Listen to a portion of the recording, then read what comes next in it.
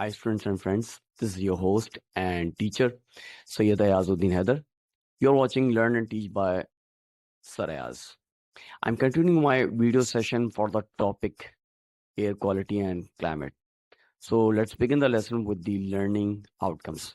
State the adverse effects of these air pollutants: carbon dioxide, high levels of carbon dioxide leading to increased global warming, which leads to climate change; carbon monoxide, toxic gas, particulates, increased risk of respiratory problems and cancer; methane, high levels of methane leading to increased global warming, which leads to climate change; oxides of nitrogen, acid rain, photochemical smog, and respiratory problems; sulfur dioxide, acid rain.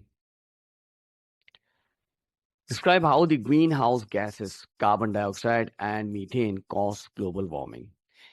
Limited to absorption, reflection, and emission of thermal energy, reducing thermal energy loss to space.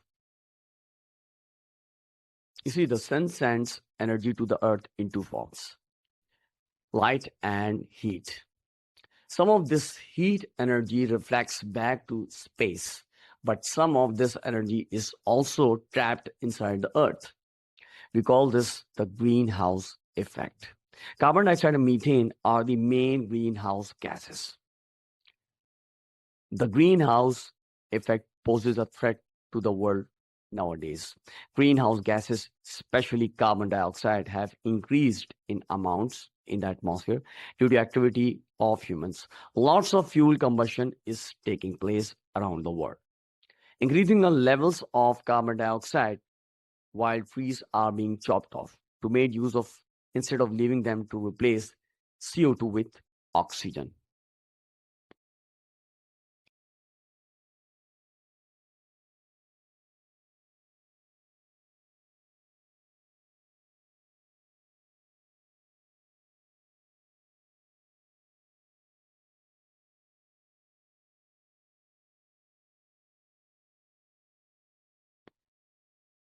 There's an increase in the levels of carbon dioxide in the atmosphere due to these activities.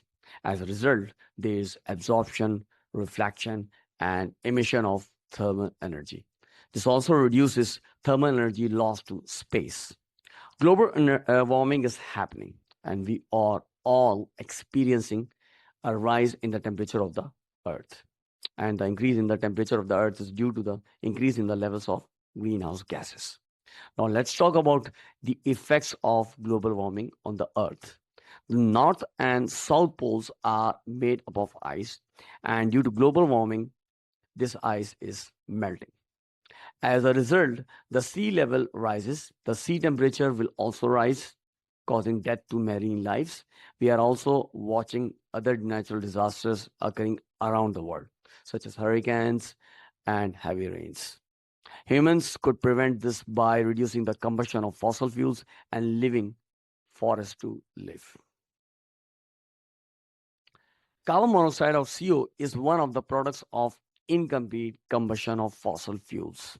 This gas is poisonous, and once it reaches inside the human and animals' bodies, it blocks the transport of oxygen to different parts of the body. As a result, animals and humans die of suffocation.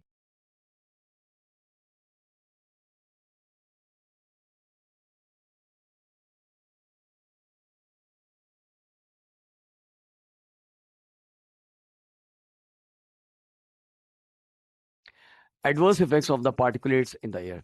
There will be increased risk of respiratory problems and cancer, and this can irritate the lungs, causing bronchitis and other lung-related diseases. The problem associated with nitrogen dioxide is similar to that of sulfur dioxide. It rises up in the air and mixes with rainwater, forming nitric acid. This causes acid rain.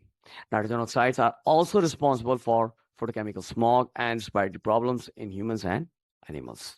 To treat this issue, cars are now fitted with devices called catalytic converters, which remove nitrogen oxides. Now let's talk about sulfur dioxide. Sulfur dioxide rises in the air from the chimneys of factories, and it mixes with water vapor from clouds and air. This results in the formation of sulfuric acid, H2SO4.